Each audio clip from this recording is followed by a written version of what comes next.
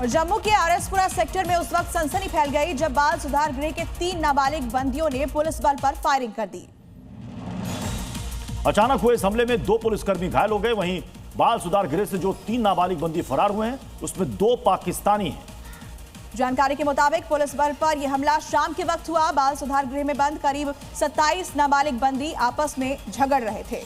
पुलिसकर्मियों ने जब उन्हें रोकने की कोशिश की तो 3 नाबालिग बंदियों ने अचानक से हमला कर दिया। यह हमला पिस्तौल से किया गया था, जिसकी वजह से वहां हड़कंप मच गया। कोई कुछ समझ पाता उससे पहले ही ड्यूटी पर मौजूद 2 पुलिसकर्मी हेड कांस्टेबल प्रवीण कुमार और एसपीओ विनय चौधरी गंभीर रूप से घायल हो गए। उन्हें इलाज के लिए जम्मू मेडिकल कॉलेज में भर्ती कराया गया है।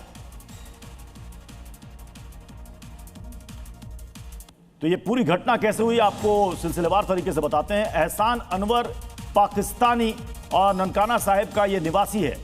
तो भारत में अवैध रूप से ये रह रहा था। वहीं दूसरा नाम है मोहम्मद सनाउल्लाह का, मुजफ्फराबाद का ये निवासी है। भारत विरोधी गतिविधि का ये आरोपी है करणजीत सिंह उर्फ गुग्गा। ये जम्मू के डबलहर गांव का निवासी है। हत्या की कोशिश का इसके ऊपर आरोप है। जम्मू की जेल से ये पाकिस्तानी फरार हो गए हैं।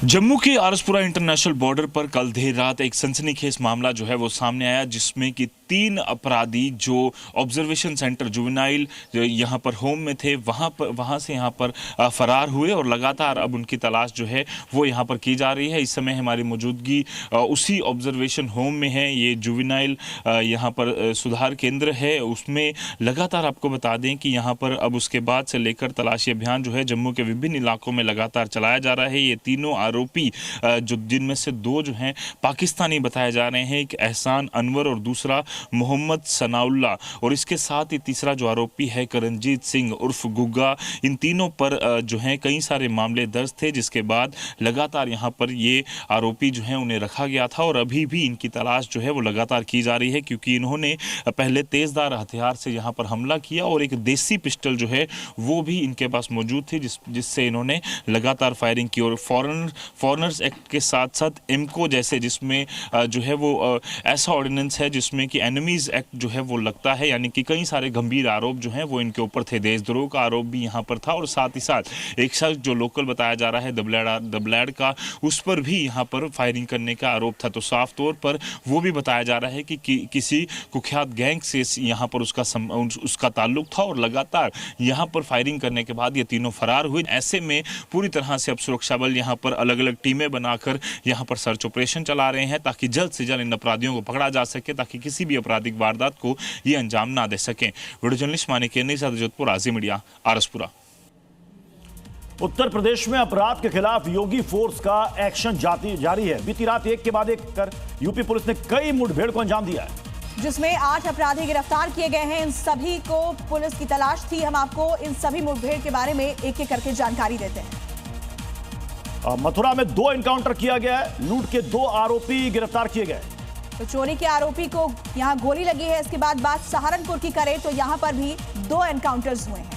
गोकशी का आरोपी भी गिरफ्तार किया गया। हिस्ट्री शीटर बदमाश भी पकड़ में आ चुका है। साथ ही बलिया से जानकारी सामने आई, जहां पर एक एनकाउंटर हुआ। बाइक चोर को यहां पकड़ा गया है। मुजफ्फरनगर में एक एनकाउंटर हुआ है। तमंचों के 3 सप्लायर भी गिरफ्तार किए गए। तो 6 अलग अलग जगहों पर एनकाउंटर की जानकारी सामने आई है। अपराधियों के खिलाफ पूरे उत्तर प्रदेश में लगातार एक्शन जारी है।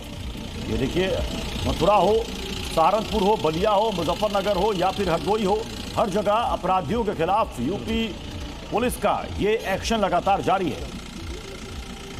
तो मुठभेड़ की तस्वीरें आपको दिखा रहे हैं। बीती रात मथुरा, सहारनपुर, बलिया, मुजफ्फरनगर और साथ ही हरदोई में मुठभेड़ की खबर सामने आई।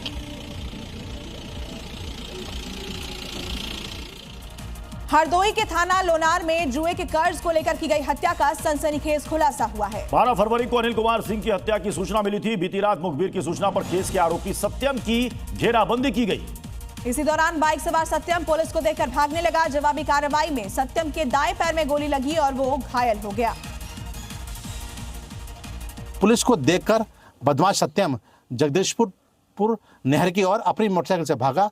पुलिस से घिरा देखकर उसने पुलिस पर जान से मारने की नीयत से फायरिंग शुरू कर दी और आत्मसात लोनार पुलिस द्वारा फायरिंग की गई तो बदमाश सत्यम के दाहिने पैर में गोली लगी और वह घायल होकर गिर गया। और वहीं सहारनपुर के थाना फतेहपुर में पुलिस को एक ही रात में 2 सफलता हासिल हुई है। अलग अलग मुठभेड़ में घायल हिस्ट्री शीटर बदमाशों को गिरफ्तार करने में कामयाबी मिली है। तो पकड़े गए बदमाश के खिलाफ सहारनपुर और दूसरे राज्यों के अलग अलग थानों में गोकशी, पशु चोरी, गैंगस्टर, आबकारी और आर्म्स एक्ट के 2 दर्जन से भी ज्यादा मामले दर्ज हैं।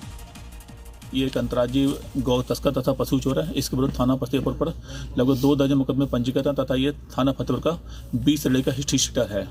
घायल बदमाश को इलाज हेतु जिला अस्पताल भेजा गया है तथा इसके विरुद्ध सुसंगत धाराओं में अभियुक्त पंजीकृत कर सुबह माननीय न्यायालय में पेश किया जाएगा। मौके पे बदमाश के कब्जे से 1 बिना नंबर की बाइक, 1 तमंचा 3 से 15 बोर, 2 जिंदा कारतूस तथा 1 खोखा कारतूस बरामद हुआ है।